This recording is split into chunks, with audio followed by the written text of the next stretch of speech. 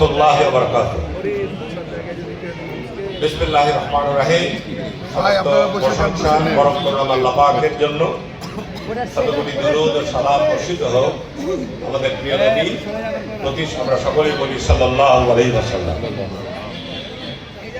আজকে আসন্ন জাতীয় সংসদ নির্বাচনকে সামনে রেখে চাঁপাইনবাবগঞ্জের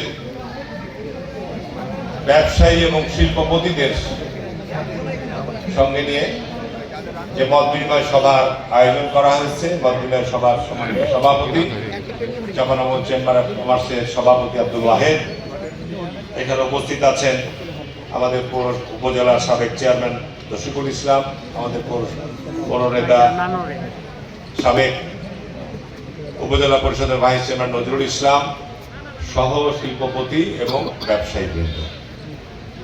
আমাদের এই প্রিয় চাঁপাইনবাবগঞ্জ আমাদের জন্মভূমি, আমাদের গৌরব, আমাদের ঐতিহ্যের এই চাঁপাইনবাবগঞ্জকে আগামী দিনে আমরা কেমন দেখতে চাই,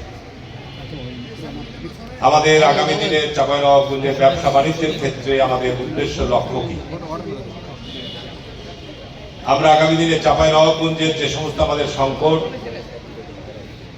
আমাদের চাঁপাইনবাবগঞ্জের যে সমস্ত বিষয়ে আমাদের পদক্ষেপ গ্রহণ করা দরকার, আমি শুধু চাঁপাইনবাবগঞ্জের একা চিন্তা ভাবনা করলে হবে না, আমাদের সম্মিলিত চিন্তা ভাবনার প্রয়োজন আছে, আমাদের সবার পরামর্শের প্রয়োজন আছে এবং সবার সহযোগিতার দরকার আছে, সকলের অংশগ্রহণের দরকার আছে।